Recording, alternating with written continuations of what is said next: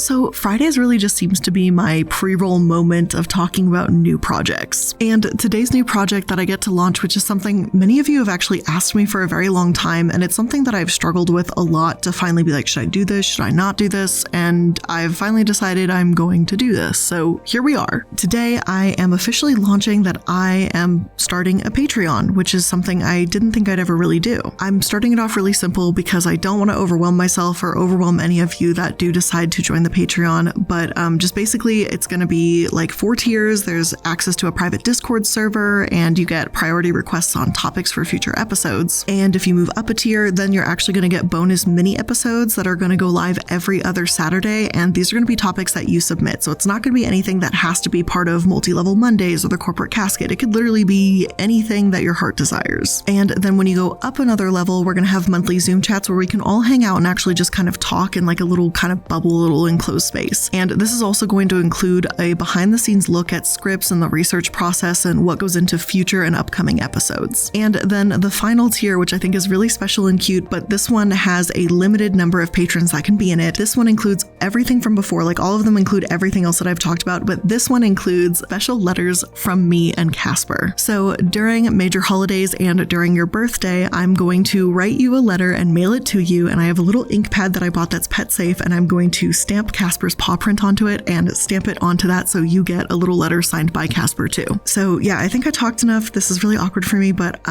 yeah, I hope this is a cool thing. I hope you guys like this. I hope this is okay. And if you want to know more or join the Patreon, it will be in the links below. So yeah, let's get into today's episode. Cruelty-free applies to animals, but not people. So why is that? If a product claims to be cruelty-free, then that should mean no cruelty went into making it, right? But just how much abuse goes on in our products, and is the label worth anything anyway? Or is it just like the label natural? Well, let's find out. So, hello and welcome to another episode of the Corporate Casket. Today, I wanted to explore how valuable that cruelty-free label really is, just like how we've talked about natural or organic labeling in the past. What's the meaning behind this label, and why doesn't it apply to people? We're going to dive right in, but first, I wanted to let everyone know that, as you might expect, this episode will heavily mention abuse, including animal abuse. So if you're not in the mood or the right headspace to hear that, then this is just not the episode for you today. As for everyone else, let's get into it.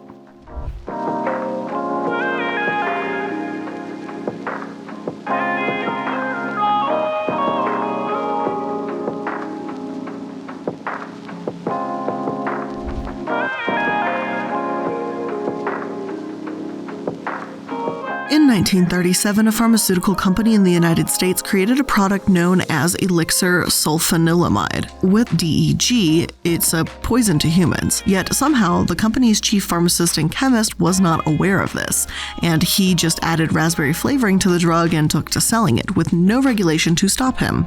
Needless to say, it didn't end well. Over 100 people died, and it seemed to be the straw that broke the camel's back. Something had to be done about the lack of safety on the market.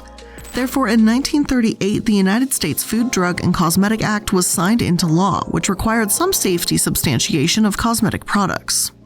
With these new standards, cosmetic companies needed to be sure their products wouldn't cause harm to anyone, so they began testing on animals. This isn't to say that no animal experimentation had ever occurred before this point, but it wasn't really until 1938 that it became mandatory for safety's sake, at least in the US. A well-known example of this is the Draize test, devised in 1944, an acute ocular toxicity test. In other words, the Draize test is to see how a product will react with eyes. Animals, mainly the albino rabbit, would have a material, whatever it may be, tested directly into one of their eyes. Anything from household products, pesticides, to weed killers, dandruff shampoos, detergents, and industrial chemicals would go through the Draize test. Many albino rabbits bred for the lab were put to death after these maiming and painful tests. Sometimes these animals' eyelids would be held open with clips, even for days at a time, to keep them from blinking away test solutions. There were skin versions of the Draize test as well, when an animal's fur would be shaved and then several layers of skin were removed with sticky tape before technicians applied test substances. Of course, many oppose this test, which have called it out for the cruelty that it is. One New York Times article has called the data that comes from it as unreliable, since a rabbit eye will have a different response than that of people to begin with. Stephen Kaufman, vice chairman of the Medical Research Modernization Committee, said that he didn't know of any case where an ophthalmologist found Dre's data useful. He claimed that rabbits were only used because they're inexpensive, have large eyes, and are easy to handle, not because they're an appropriate model. Other sources have said that testing on animals is a necessary step when it comes to in vitro testing. One article writes, "What are the alternatives? The possibilities are either to stop the development of new drugs for humans and veterinary use, or to put new drugs on the market without testing them on living animals, or to test new drugs on humans without previous testing on other animals. Few people would be prepared to accept any of these." Testing on animals in a lab remains a topic of controversy and debate. Some point to how much we've learned from animal testing in the labs and how the polio vaccine was born out of tests on monkeys and how COVID vaccines have been tested on mice and macaques. Others say we should be using lab-grown tissues and cell models. I can appreciate that many laboratories do seem to be moving in that direction, but they've resolved to test on animals as little as possible. But what about the cosmetic industry? Is it really necessary to test on animals for product safety? Well, Muriel, Lady Doubting, would argue absolutely not. She founded Beauty Without Cruelty back in 1963 after some serious campaigning in the 1950s. Back then, she tried to persuade leaders of the cosmetic industry to stop using spermaceti from whales and musk from musk deer in products, but when it failed, BWC was born. The organization first began by promoting the use of simulated furs with a button that read, "Make no mistake, my fur is fake." BWC was the very first movement to truly create a worldwide awareness to the cruelty of animals with fur, skin, perfume, cosmetic, and toiletry trades. By 1966, cruelty-free shopping had become more popular, but it was still confusing. Companies began designing their own bunny logos to signify they were cruelty-free, but they often did it without the participation of animal protection groups. Hence, Leaping Bunny was born. According to them, in response, 8 national animal protection groups banded together to form the Coalition for Consumer Information on Cosmetics. The CCIC promotes a single comprehensive standard and an internationally recognized Leaping Bunny logo. We work with companies to help make shopping for animal-friendly products easier and more trustworthy. They work with the Animal Alliance of Canada and the American Anti-Vivisection Society, Humane Society of the United States, the Doris Day Animal League, and of course, Beauty Without Cruelty, among others. By the 70s and 80s, there was a public outrage for animal-tested products, and Henry Spira, an animal activist, would run full-page newspaper ads charging popular companies like Revlon with perpetuating animal cruelty for the sake of beauty. Revlon became one of the first companies that caved into the pressure and funded a major research program to find alternatives for eye irritancy testing, and Avon following suit. As an aside here, I do find it a bit tacky how throughout my research for the Avon episode, they insisted that they were one of the first to become cruelty-free and that they're so revolutionary because of it. And in actuality, they were just a massive brand that was being pressured to do so, but that's just my opinion. Anyway, it feels a bit weird for them to flaunt it. Eventually, the UK banned animal testing for cosmetic products and ingredients altogether in 1998, and many other countries following suit in later years. In the last 2 years, even China has slowly begun to move away from requiring post-market animal testing, which was one required by law. Whether because of law or because of public pressure, many cosmetic companies have adopted visible, cruelty-free advertising stickers on their products. Of course, they may still use carmine or animal byproducts unless it's a vegan brand, but hey, at least makeup has come a very long way in terms of actually testing on animals. So the long and the short of this is that cruelty-free means that this final cosmetic product hasn't been tested on animals, right? Well, we'll get into that label a bit more later, but unfortunately, even if this label says cruelty-free, that doesn't mean no cruelty goes into making it. The cruelty label, simply put, does not apply to humans.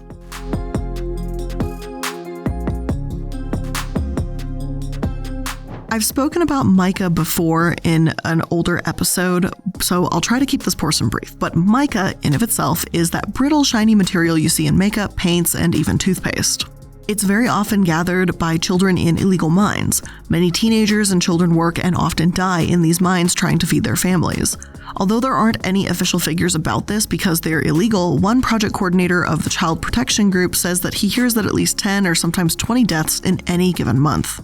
Some companies have begun using synthetic mica grown in labs as awareness has spread of the issue, but mica mines are still a massive problem. While being cruelty-free and protecting animals is important, having an ethically sourced product that doesn't support child labor needs to be important too. Again, I recognize this is an incredibly complicated issue, and many of the people within these mica-rich regions can't make a living without it. By no means is there a simple solution here. I think regulating the mines and paying workers fair wages would be a start, and it would mean that mica from these areas aren't sourced with child labor, but it's far easier said than done. Indian authorities themselves seem to be in denial about the problem and claim the local mines don't even exist. Unfortunately, plenty of suppliers are aware these mines exist and they're dangerous. They simply aren't doing anything to stop it though. Yet, some of these makeup brands do claim to care about animals. Rimmel, for example, has an entire page on their website about how they care about animals and only test when required by law, like in certain places like China. But they, along with many others, don't want to disclose where their mica comes from. According to the research center DanWatch, 12 out of 16 international cosmetic companies don't disclose where their mica comes from, but 7 of them support standards that include combating child labor, according to their official communication. The problem, as always, seems to come because mica is often sold to middlemen who do business with these larger companies. This gives cosmetic companies the ability to not be directly in contact with any child labor or slavery in hopes that no one will notice, or that they can say they had no idea if people do. Brands that have been linked to India's mica mines include Estee Lauder, MAC, Rimmel, Bobbi Brown, Clinique, Too Faced, Schwarzkopf, Intercos, Sun Cosmetics, Tesco, Asda, BMW, Vauxhall, and Audi, as mica is used to make glittery car paint. However, one of the most notable is the world's second largest cosmetics company, L'Oreal.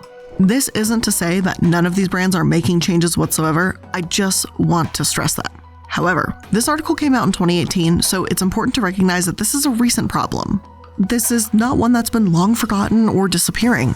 It's also pretty disheartening that these makeup brands don't bother to see where these middlemen or suppliers are getting their products from.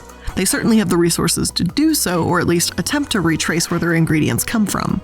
As is, I still believe these brands are responsible for turning a blind eye at the very least. L'Oreal, who owns Maybelline, Lancôme, Garnier, Yves Saint Laurent Beauty, Kiehl's, Urban Decay, a very well-known cruelty-free brand, and more, buys mica through intermediaries such as a German company Merck and Chinese company Kunkai. These companies are known as the biggest buyers in the area and to supply the other companies listed below and regularly source unethical mica. Merck confirmed in the article that they were aware of the use of child labor despite contractual obligations from suppliers not to employ children. The company said that further monitoring along the supply chain was very difficult, adding, especially since these areas are considered not safe. Joanna Ewart James, Anti-Slavery International Supply Chain Coordinator, said, "It is disappointing that Merck knew about the existence of child labor but appears to have done little to address it. This case demonstrates that contractual requirements not to use forced or child labor are insufficient and offer no guarantee that neither exist in the company's supply chain. Unless a company is ethically sourced, then they aren't really free of cruelty. The name cruelty-free feels like a misnomer, and we're conflating cruelty, a broad term, with the specific act of animal testing."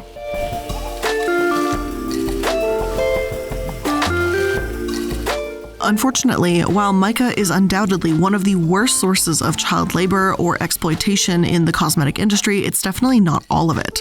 There's also cocoa, like we've talked about in the episodes about Nestle, vanilla, and even shea nuts. These nuts are often used in shea butter, which you can find in a ton of beauty products that will make your skin buttery smooth. Yet those working to create it in Ghana are frequently exploited. One woman, 65-year-old Rebecca, earns about $2 selling her shea butter at the market after 5 days of picking, crushing, roasting, grinding, and cooking. An estimated 3 million rural women in Ghana make a meager income from selling the shea butter. Unfortunately, in these communities, women claim that the men will often drink with their profits and become abusive. This isn't to say that shea butter can never be made ethically, not at all, as it has been done within some communities. Real Raw Shea, or RRS, is a startup focusing on real attempts to invest in the women that make shea butter and focus on sustainability. However, despite the changes, it's yet another aspect of the cosmetics community that isn't really often discussed. Working conditions can be extremely poor, and women working in this unregulated industry are often underpaid and, yes, sometimes beaten. Other abusers are also present in Carnauba or Candelina wax suppliers, waxes that are often used in mascara. As one source explains, it's virtually impossible to really track every single producer, and with the demand of natural ingredients having gone up, companies are looking to suppliers with ESG risk. and ESG meaning environmental, social, and governance risk.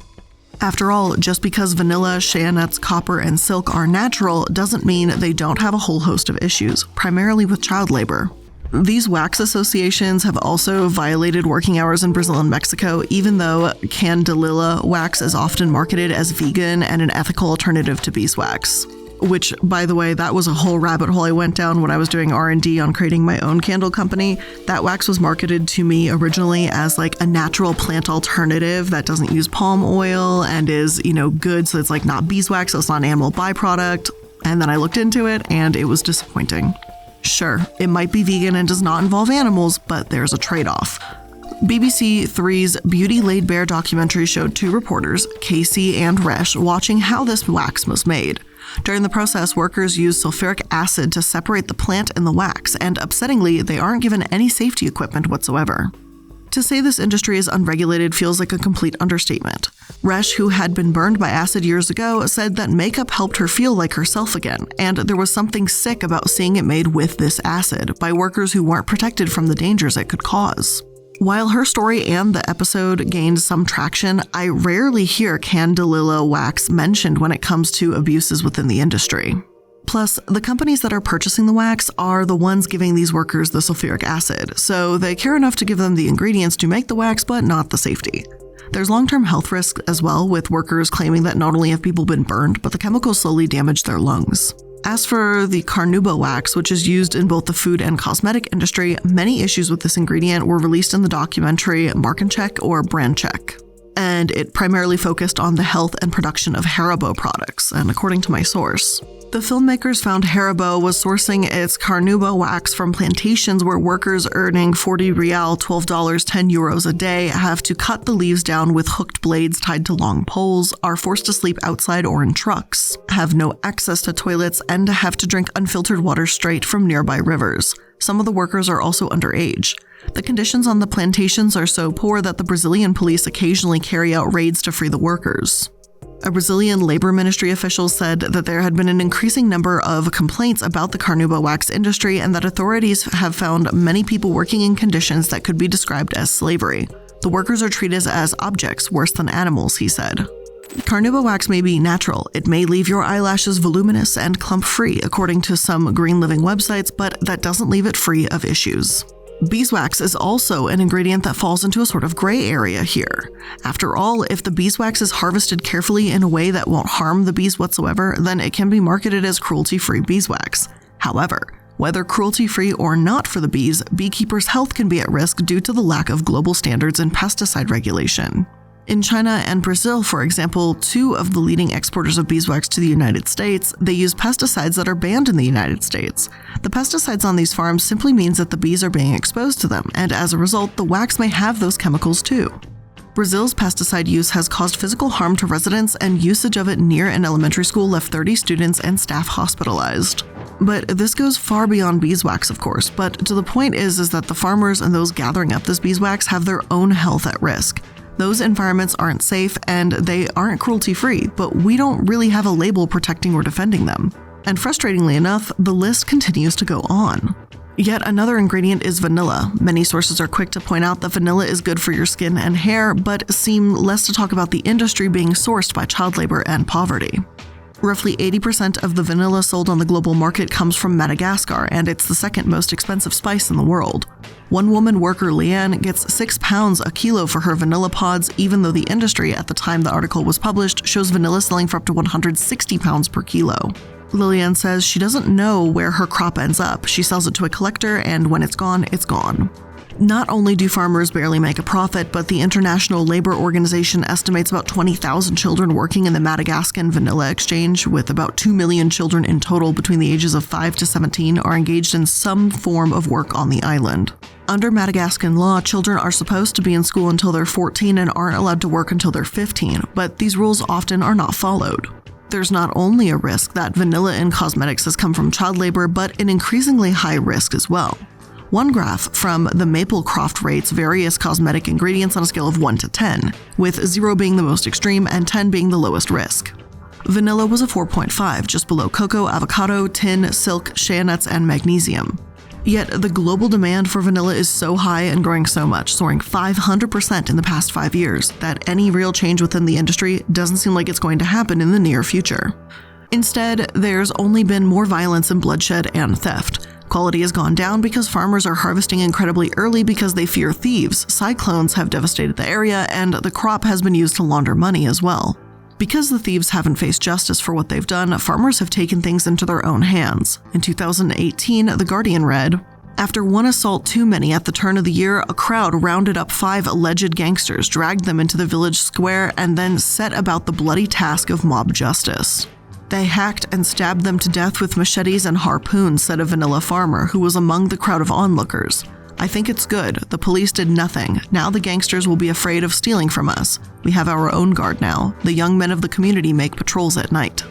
These extrajudicial killings, confirmed to The Guardian by a local priest, have gone unsolved and underreported intentionally until now.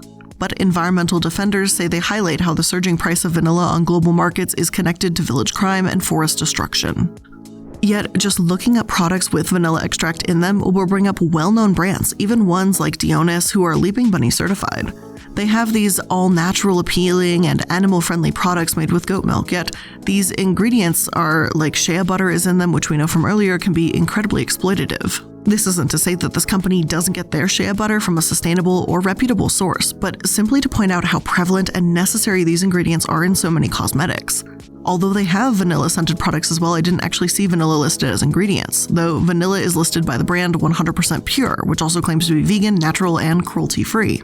100% Pure, with that name alone, you'd think you'd be supporting them would be a good informed decision. But knowing what I know about the vanilla industry, even just the tip of the iceberg, it doesn't feel quite right to call it cruelty-free unless they can verify that sourcing. When you see that cruelty-free label, it may be natural to assume that no cruelty whatsoever, including human suffering, goes into making that product. And unfortunately, that's just not the case. Huge strides have been made against testing on animals, and I am genuinely happy for that. But we can't ignore how these natural products and companies sell them to exploit developing countries that are rich in these natural resources. Mica, waxes, shea butter, there's far more than just the ingredients listed, and some we may not even realize that are so systematically abusive. Palm oil in soaps is a whole other mess in and of itself, and though there are initiatives to change this to bring responsible and ethical ingredients to the forefront, there is a massive lack of transparency and awareness, and it's making it all the more difficult. The cosmetic supply chain is complicated, and it's something that won't just change overnight. But hey, on the plus side, we do know that we are able to make products cruelty-free for animals, so we should be able to for humans too, right? Well, unfortunately, not only does that cruelty-free sticker not speak for humans, but it might not even mean as much as you think it does when it comes to animal testing.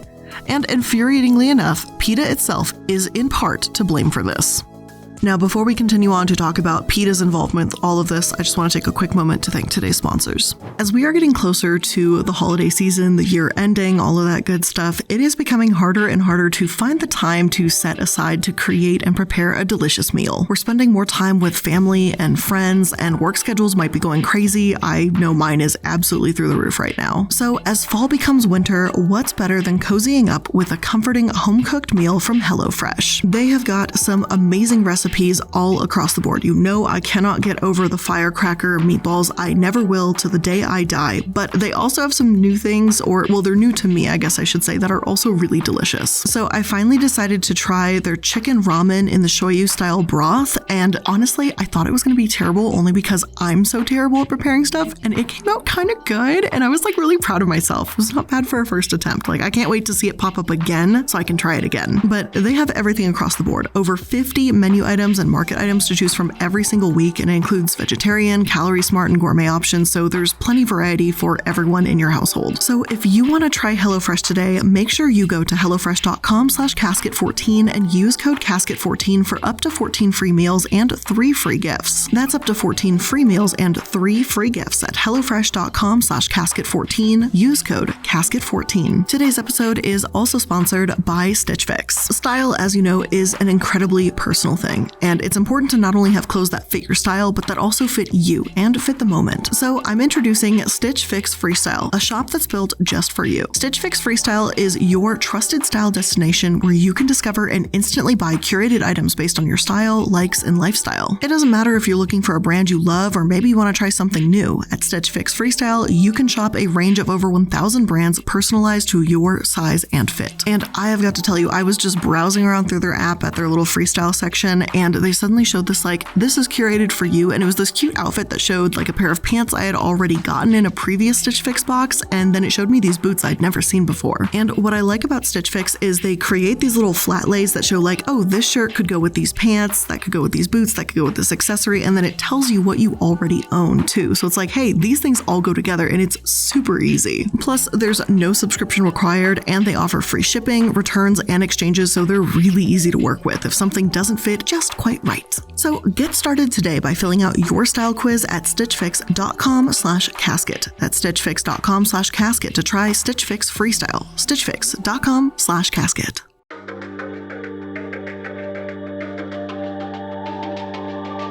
PETA claims to care about animals. I've gone over my issues many times with them, 3 or 4 times, and I've gotten a bit tired of their hypocrisy.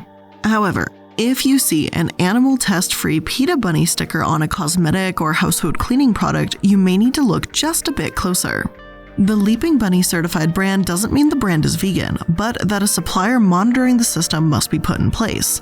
With PETA, on the other hand, they don't require documents from suppliers to ensure compliance, no recommitment is required, and they allow brands to sell in stores in mainland China. They don't conduct independent audits, and they don't care if the parent company tests on animals. Of course, in all fairness, this last statement is also true of Leaping Bunny certifications. Parent companies aren't held to the standard of the brand applying for the certification. Also, as a brief aside for Leaping Bunny, their cruelty-free label only applies to cosmetics, so if a product sold by a cosmetic company is a dietary supplement, that product could have been tested on animals, as Leaping Bunny wouldn't certify it. Still, it just baffles me that PETA, one of the most recognized names in animal rights, doesn't actually have a trustworthy cruelty-free list. Both Ethical Elephant and Cruelty Free Kitty, online animal advocacy sources, have spoken out against this. If you look at the policies, it's pretty clear who actually cares. For example, Leaping Bunny's website reads, "The standard is short for the corporate standard of compassion for animals, a voluntary pledge that cosmetic, personal care, and/or household product companies make to clear animal testing from all stages of product development. The company's ingredient suppliers make the same pledge, and the result is a product guaranteed to be 100% free of new animal testing. All Leaping Bunny companies must be open to independent audits, and commitments are renewed on an annual basis." Whereas PETA's, on the other hand, says this: "Company representatives interested in having their company's name added to our cruelty-free list must complete a short questionnaire and sign a statement of assurance verifying that they do not conduct, commission, or pay for any tests on animals for ingredients, formulations, or finished products, and that they pledge to not do so in the future. PETA will then add qualifying companies to our pocket-sized cruelty-free shopping guide, our shopping guide brochure, and our online searchable database of cruelty-free companies." How can PETA, in any sense of the word, be a leader in animal rights when they make it so obnoxiously easy for companies to ignore animal rights? The fact is that there is simply no regulation around the term cruelty-free. Even if a company claims they don't do animal testing, they can easily contract someone else to do it for them. Leaping Bunny themselves even recognizes this. That's why they require no animal testing be done in any phase of product development.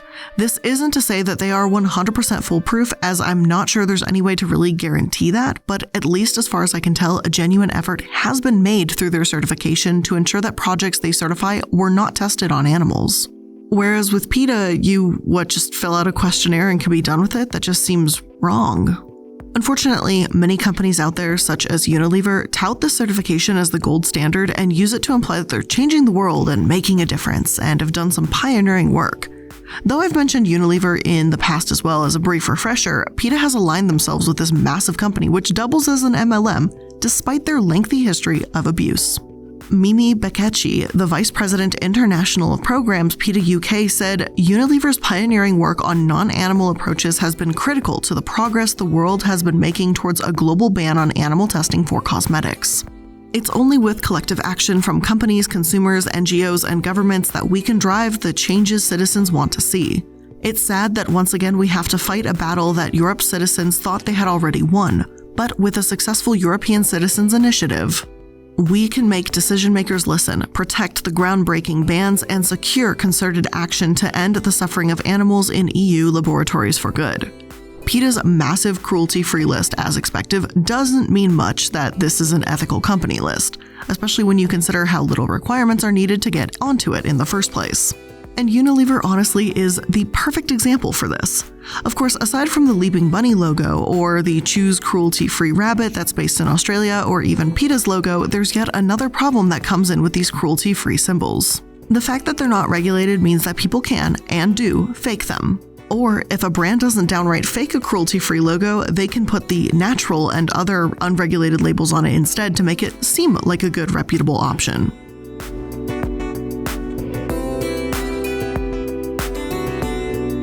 Even though we might see progress, there's also been setbacks in recent years relating to animal testing too. The UK passed a groundbreaking ban in 1998, and now, with new regulations, cosmetic animal testing might be allowed once again.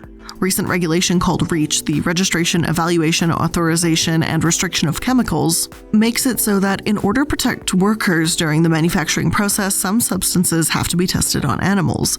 This includes a number of cosmetic ingredients and directly contradicts the EU's animal testing ban. While some claim that this makes an absolute mockery of the country's quest to be at the cutting edge of research and innovation, others claim that the testing would only occur when absolutely necessary.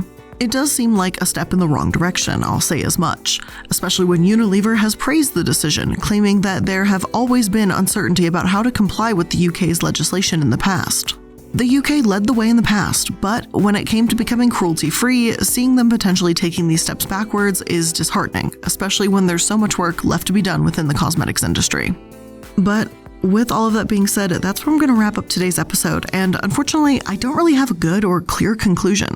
Sometimes, and most of the time, I like to say I can conclude with saying we've closed this book, we closed the chapter, and we covered all our bases, but this is just not one of those episodes. This is still something that is a work in progress and something that I anticipate will continue to be a fight for decades to come. One of the main things I really wanted to highlight here is that one, cruelty-free does not apply to humans, and that there's a lot of child, slave, and other exploitative labor that's still being just done under the scenes, and we're not talking about that, and we should. And the other thing is that these cruelty-free labels aren't even as restrictive or as successful as you think they would be. There's plenty of loopholes still in them, and Leaping Bunny recognizes that, while PETA is just a mess as per usual. So today's episode is just more of something to think on as to where we are in the cosmetics and beauty industry, because unfortunately regulations just aren't as they should be, and I don't have a good wrap up for this because it's still in progress, and like I said, will be for years to come. So thank you for spending some of your time here with me today. I hope you learned something new, and I'll see you in the next one. Bye.